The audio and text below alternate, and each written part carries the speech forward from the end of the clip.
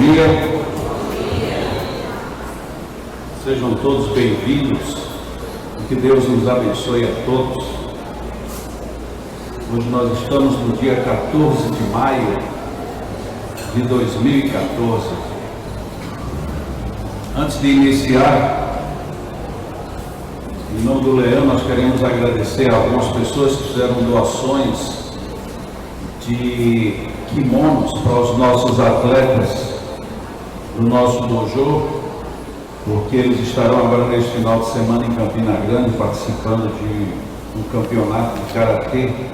Sempre lembramos que o karatê que nós aqui ensinamos é o karatê defensivo, exatamente para poder facilitar a educação dos jovens que fazem parte. O café cultural deste mês que vem, no dia 1º, logo, vai ser com Alan Vilches. Ele estava programado em princípio para dezembro, mas a pessoa que estaria marcada para vir agora trocou com ele porque surgiram outros compromissos. Então, no próximo Café Cultural estaremos com Alan Vilches. Para quem não conhece, seguramente já ouviu falar. É um cantor lírico de primeiríssima qualidade e será o nosso próximo convidado do Café Cultural. Nos dias 23 e 24 de maio, na FESA, Família Espírita Ceareiros do Amanhã, que fica no Conjunto Pirangi, terá o 19º Simpósio Espírita de Natal. Entre os participantes de fora, teremos Lindomar e Elana de Ilhéus, da Bahia, temos Joselma de Belo Horizonte, e daqui de Natal tem o Hércules, o Antônio Renan e eu. E ainda nos dias 24 teremos uma palestra pública com Alberto Almeida, na Associação Espírita Obreiras da Vida Eterna. Essa palestra é aberta ao público. E no dia 25 tem um workshop que começa às 8 horas da manhã no Hotel Praia Mar. O workshop é Pais e Filhos Fortalecendo Vínculos. As senhas desse evento estão à disposição na própria federação.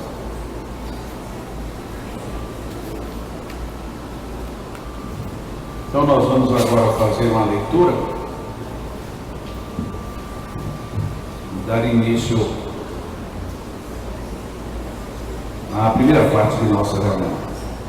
No Evangelho, capítulo 9, cujo título é Bem-aventurados os que são mansos e pacíficos, no item 9 trata acerca da cólera. O orgulho vos leva a julgar-vos mais do que sois. A não suportardes uma comparação que vos possa rebaixar, a vos considerardes ao contrário tão acima dos vossos irmãos, quer em espírito, quer em posição social, que o menor paralelo vos irrita e aborrece. O que acontece então? Entregai-vos à cólera. Procurai a origem desses acessos de demência passageira que vos assemelham ao bruto, fazendo-vos perder o sangue frio e a razão.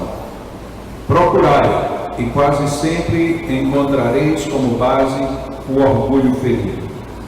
Não é o orgulho ferido por uma contradição que vos faz repelir as mais justas observações e rejeitar encolerizados os mais sábios conselhos. Até mesmo as impaciências que se originam de contrariedades muitas vezes pueris, decorrem da importância que cada um liga à sua personalidade, diante da qual julgais que todos devem curvar-se. E segue o texto. Este texto é uma mensagem de um espírito protetor em Bordeaux, 1863. A cólera já deveria ter sido, de fato, afugentada de nossa vida, mas nós nos encolerizamos ainda muito e muito facilmente. Por quase nada, quase nenhum motivo nos tira do sério. Muitas vezes um olhar. Se a gente está num lugar e alguém começa a olhar insistentemente para a gente, isto já é um motivo para a gente olhar de volta e perguntar o que foi. como que se fosse proibido alguém olhar. Tem uma história muito conhecida de uma pessoa que estava esperando um semáforo para fazer a travessia da rua a pé, e alguém do outro lado ficou mirando essa pessoa bem nos olhos, e a pessoa foi se irritando, e ela, quando atravessou, a outra continuou lá parada e olhando nos olhos, até que a pessoa chegou até ela e disse: e aí, o que você está vendo? Ele disse: nada, eu sou cego. Ou seja, a gente não suporta sequer hoje que as pessoas nos olhem. Alguém começa a olhar para a gente já tem obrigatoriamente que desconfiar de que tem alguma coisa errada. Estava assistindo ontem um pequeno vídeo desses que correm na internet, não me lembro quem me mandou, e eu tive uma crise de riso com o ridículo da situação. Uma mulher entra no ônibus e ela, sentada na cadeira do meio, ela começa a passar a mão assim para ajustar o cabelo. Depois ela passa do outro lado. Depois ela ajeita aqui atrás do corpo. Depois ela faz assim na blusa e começa todo o cenário de novo. E passa a mão em cima do lado. E uma passageira que estava sentada ao corredor do outro lado ficou olhando para ela.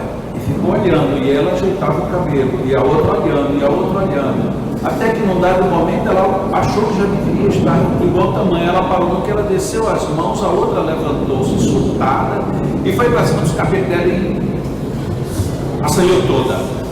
E eu tive uma crise de riso. Eu disse: meu Deus, como é que a gente surta com uma coisa dessa? A outra está querendo ficar bem, mas a outra não se conformou porque ela mexeu muito no cabelo. E isso é tão interessante que às vezes a gente está em algum lugar, basta alguém ter um tique nervoso perto da gente e a gente começa a ficar, a gente sai do sério. É impressionante. Se alguém, por acaso, toda vez que fala, der uma tremida de lado, daqui a pouco a gente diz: não, eu não vou ouvir essa pessoa falar porque eu fico nervoso, eu fico irritado, eu fico agitado. Se eu pudesse, eu ia lá e segurava a cabeça. A gente quer agredir, a gente se irrita com quase nada. É impressionante. Um amigo meu, ele tinha um trauma com qualquer coisa torta. Ele, entrando numa casa, se tivesse um quadro um pouquinho torto, ele ia lá e ajeitava o quadro. Ele não conseguia ficar olhando para um quadro que estava levemente inclinado para um lado. Mas era compulsiva a coisa. Ele dizia: olha, me desculpe, porque eu já estou ficando nervoso. E ele começava a ficar nervoso, aí ia lá e ajeitava o quadro. E um dia ele foi viajando com um outro companheiro, muito brincalhão, e o caminhão que ia na frente ia um caminhão com parafuso de centro quebrado. E o caminhão vai andando assim, em vez de andar reto, ele anda de banda. E o amigo, quando viu aquilo, ele disse: agora eu vou pregar uma boa. E ele ficou atrás. E o outro começou: pelo amor de Deus, só não faça isso não. Aí você falou: eu vou morrer, faça, pelo amor de Deus, faça desse carro, ou então para, deixa ele embora. Olha, eu não consigo, isso é um negócio mais forte do que. E ele já queria tomar o volante do outro. Quando nós temos essas situações, pelo menos a gente identifica fácil o que é. O problema é quando a gente se irrita muito com o outro. É impressionante. Quando se diz popularmente de que se o conselho fosse bom não se dava, vender-se-ia, a resposta é: não se vende conselho porque não tem quem compre. Porque ninguém quer conselho de ninguém. Nós nos achamos autossuficientes. Você vai, você comete uma gafe em português, por exemplo, nós está. Alguém vem dizer: não é nós está, é nós estávamos. A pessoa diz: não, é nós está. Por quê? Porque entre o nós e está eu coloquei um ponto e vírgula. Então o está já é referente à próxima frase, portanto eu estou certo. A gente briga porque a gente não aceita conselho, sugestão, opinião e nada que nos recrimine. Que vem bater exatamente com o que o Espírito disse aqui na mensagem para Allan Kardec. Nós nos achamos tão superiores, mas tão superiores, que não aceitamos ninguém superior a nós, nem moralmente, nem socialmente, nem economicamente, nem em saber, nem coisa nenhuma. Nós temos muita raiva e isso se transforma em cólera. De repente a gente deixa de gostar de uma pessoa por nada. Quando vamos apurar a causa, por nada. Há muito tempo aqui no Leão, há mais ou menos uns 5 anos, eu estava fazendo um comentário aqui mesmo e disse: olha, o Leão é uma instituição que, apesar dela ter um volume de despesas muito alto, É muito difícil o Leão fazer qualquer pedido público de alguma coisa, muito menos em dinheiro, para que ninguém se sinta constrangido. E eu falei isso e continuei no assunto. Quando eu terminei, a pessoa estava presente, desculpa, ela estava presente, que eu não sabia nem que tinha alguém que podia se incomodar com isso. Uma das pessoas que estavam presentes, e não faltava, de repente faltou ali uns 2 meses, não veio mais ao Leão. E um belo dia ele apareceu. E me chamou, disse: oi, tudo bem? Até faz isso que eu não vejo. Ele disse: eu não vim mais aqui desde que você disse aquilo. Eu disse: aquilo o quê? Não, porque você foi muito grosseiro. Eu digo: nossa, então desculpa, eu não sei o que é que eu fui grosseiro. Qual foi o problema? Não, porque você fica dizendo que aqui o espírita não precisa de nada, que esse centro não precisa de nada, que vocês são todos ricos, que nunca pediu nada, e você ainda você agrediu as pessoas que estavam aqui presentes. Eu digo: olha, me desculpe. Se você se sentiu agredido, nós estamos dizendo que nós trabalhamos sem necessariamente pedir nada a ninguém. Mas se você está se sentindo tão ofendido, percebe que você tem muito, então faça uma boa doação para o Leão aceita. Também eu não tenho nada para doar. E então, não sei por que você está ofendido, porque ninguém se ofendeu. Para mim me causou uma estranheza muito grande. Como é que alguém se ofende e a gente dizer que não fica pedindo nada? Então, o que isso está dizendo? Está dizendo que eu tenho um problema íntimo e que aquilo me tocou de alguma forma. Não me importa, no caso, qual foi o problema que ele tinha, mas que havia um problema a ver. Que coisa impressionante. Por que nós entramos em cólera sem necessidade? Nós entramos em cólera sem necessidade por conta do nosso orgulho e do nosso egoísmo. Está muito bem colocado pelo Espírito na mensagem. Nós sentimos um orgulho muito grande. Não é o caso de um amigo meu que está aqui presente, mas a maioria das pessoas que dizem que não acredita em Deus, não acredita por puro orgulho e vaidade.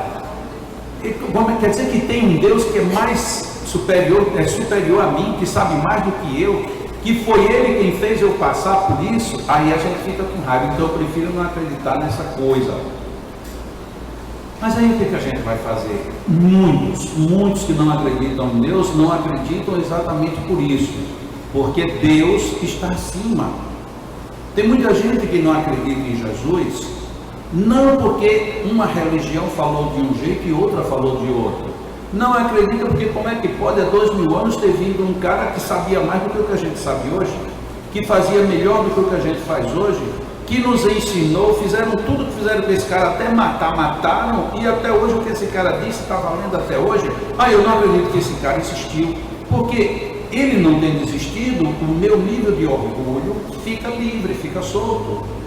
Então nós não queremos aceitar determinadas realidades. Agora mesmo no telejornal de hoje de manhã, está passando um problema que a essas alturas, em pleno 2014, já não deveria mais existir. Não deveria mais existir na nossa cabeça, mas na cabeça das pessoas, o problema ainda é muito vivo. O Papa vai visitar Israel proximamente. Está havendo confusão de todo tamanho lá em Israel, porque ele não pode ir para lá. O próprio Papa já mandou que se retirassem as faixas que dizem sejam bem-vindos para evitar atos violentos. Mas tudo isso por quê? Não, porque o meu Deus não é o teu Deus e o Jesus é o mesmo. O Jesus viveu no mesmo lugar, mas eu não valorizo mais o seu Jesus do que o meu conceito. Óbvio que isso está preso a um determinado grupo chamado ortodoxo, excessivamente ortodoxo, mas o fato é que ainda hoje a gente entra em cólera até por motivos, entre aspas, divinos. Quão difícil não tem sido o convívio, ainda hoje, de pessoas que pensam religiosamente diferente.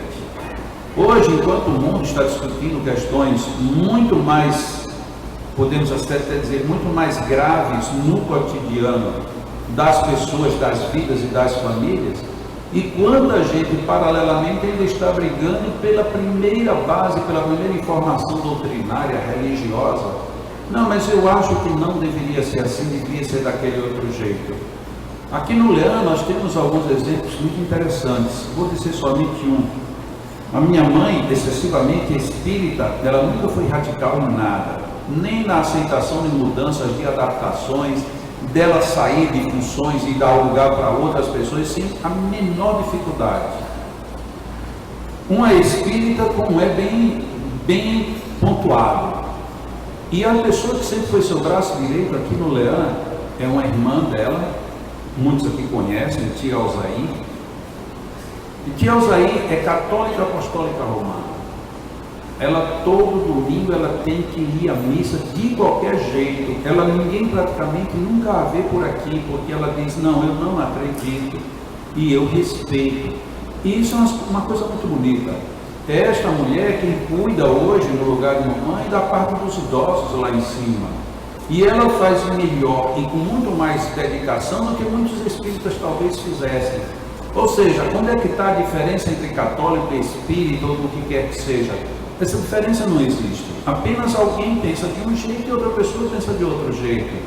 Mas ela tem atitudes tão lindamente cristãs, para tirar qualquer outro rótulo, que nos impressiona. Invariavelmente nós almoçamos aqui às quartas-feiras e ela sempre está à mesa. E sempre surgem conversas que a mesa sempre é com muita gente. E invariavelmente ela fica calada. Ela não comenta, porque a maioria dos assuntos dizem respeito a coisas aqui do Leão, no que diz respeito à parte espírita. Mas quando alguém diz qualquer uma outra coisa que começa a escapar e o assunto começa a fugir, ela sai com uma tirada moral que deixa todo mundo calado, todo mundo ri, como quem diz, bom, o meu orgulho não vai me deixar entrar em cólera, então eu vou rir para aliviar. Qual é a diferença entre ser espírita, ser católico, não ter religião nenhuma? A diferença está na moral com que a gente vive, no domínio que nós temos neste item que foi comentado hoje, a cólera. Não adianta eu ser espírita e viver encolerizado. Não adianta também eu ser católico, judeu, protestante, budista e eu viver encolerizado. Porque nenhuma dessas doutrinas, nenhuma nos estimula a isso. Quando alguém se sente estimulado por esses referenciais, é porque está tomando de uma maneira presa ao limite do seu orgulho, ao limite do seu egoísmo. Quando, portanto, na mensagem de hoje é chamada a reflexão, todos somos chamados todos à reflexão, para o evitar a cólera, apesar de que a abordagem inicial da mensagem é uma abordagem que nos faz refletir nos aspectos morais e emocionais, existem outros aspectos que atualmente são extremamente bem conhecidos de todos nós. A cólera é o pior veneno para o nosso organismo. Até porque a cólera faz com que as suprarrenais liberem adrenalina em excesso. E a adrenalina é um veneno, literalmente. Sendo um veneno, ela por isso mesmo pode estar o tempo inteiro a descompensar a nossa estrutura orgânico-fisiológica. Isso fora outras inas que o sistema imunológico, o sistema glandular nosso, produz para gerar defesas. Mas as nossas defesas naturais, elas têm um preço.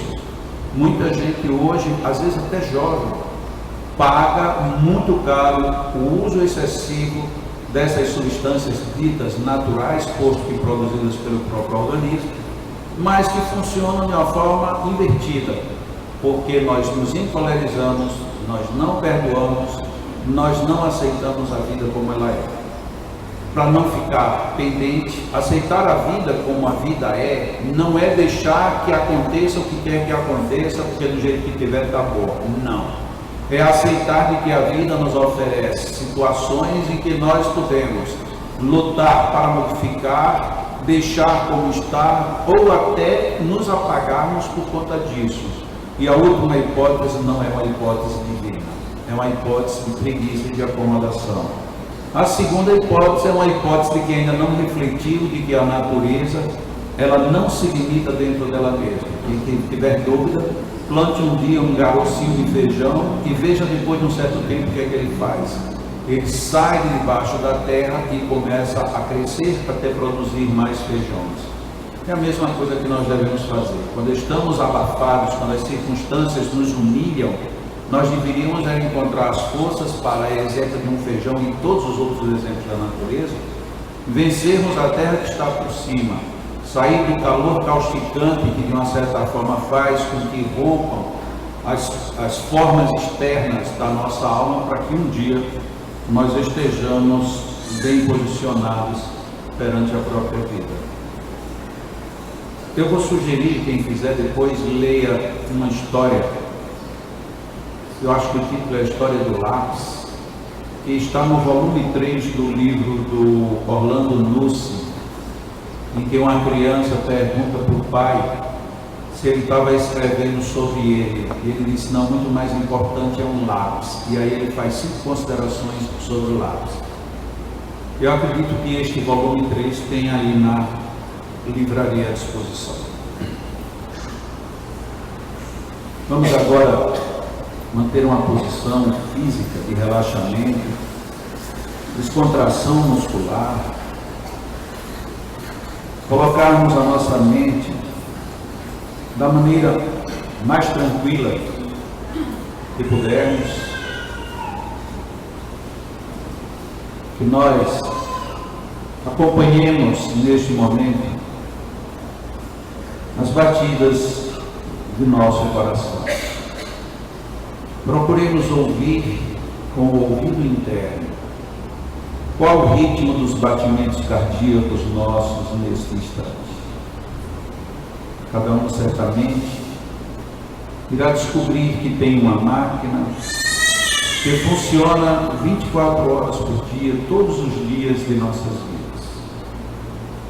E essa máquina bate comprimindo, bate se expandindo, fazendo com que toda a parte energética e também sanguínea, e também todos os correlacionados se movimentem, ensejando-nos a vida.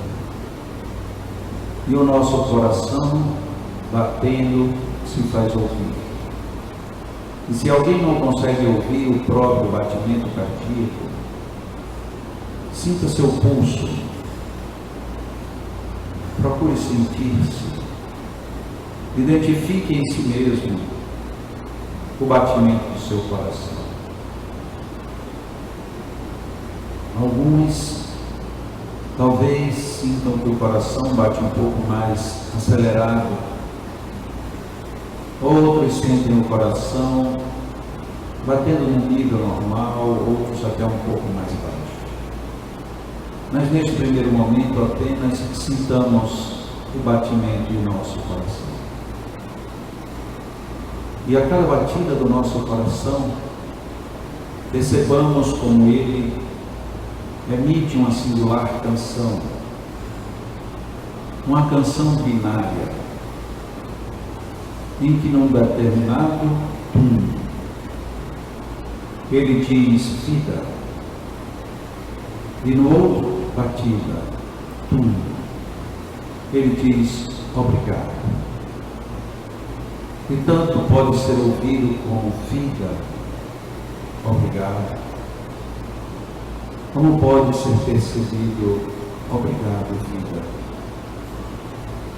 como ainda pode ser percebido vida, obrigado, vida, obrigado.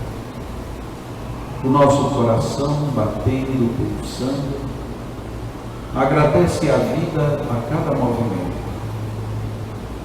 Diz que estamos vivos.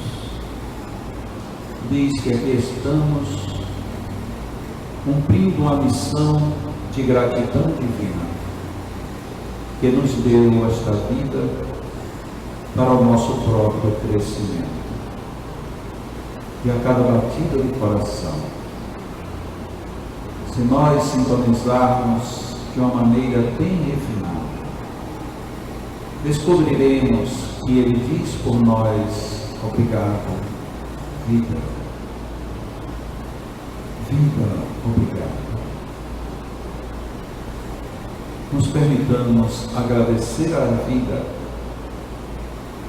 na mesma frequência com que pulsa o nosso coração. Agradeçamos a vida pela vida. Agradeçamos ao amor pela vida. Agradeçamos a Deus pela vida. Agradeçamos a vida pela natureza. Agradeçamos a vida pelo Evangelho. Agradeçamos a vida pela própria vida. Os Espíritos que nos auxiliam nos batimentos dos nossos corações aproveitaram para recolher energias, algumas que estavam congestionadas, outras densificadas em excesso. E ao mesmo tempo em que eles nos aliviam, eles reúnem novas energias, reelaboram as energias que estavam em padrão não feliz. E agora os nossos magnetizadores se unem ao esforço, doando de suas próprias energias, para formar este manancial enorme de bênçãos de vida, de bênçãos de divindade, de bênçãos de emoção profunda. E enquanto isto, os nossos corações seguem agradecendo a vida. Vida, obrigado. Vida, obrigado.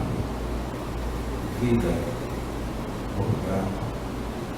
E vamos agradecer. E ao mesmo tempo em que agradecemos, as energias e os fluidos aqui recolhidos nos envolvem. Se estivermos bem compenetrados, perceberemos que uma atmosfera diferente está a nos envolver neste instante. Como que cada um de nós, recebendo um oxigênio diferente, nos renovamos agora de dentro para fora, enquanto os nossos corações seguem dizendo obrigado, vida. Obrigado, vida. São muitas as energias, são muitos os fluidos que superabundam o nosso ambiente.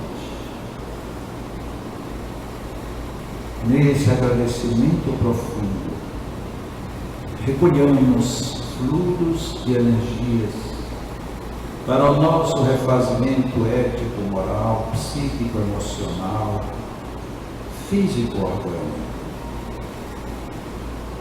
Obrigado, vida. Obrigado, vida. Obrigado, vida. Obrigado, vida. E os amigos espirituais nos abraçam, nos dão um abraço muito afetuoso, completando as energias que precisamos. É um revigoramento de todo o nosso corpo. Continuemos agradecendo a vida. Continuemos absorvendo estes fluidos, enquanto os nossos magnetizadores vão à magnetização das almas. Nós permaneçamos em atitude de gratidão, em atitude de acolhimento, em atitude de total aceitação de bênçãos. E sigamos ouvindo os nossos corações dizendo obrigado, vida. Obrigado, vida. Obrigado, vida. Obrigado, vida. Fiquemos em oração. Permaneçamos em oração, pelo menos até que se completem as magnetizações das almas.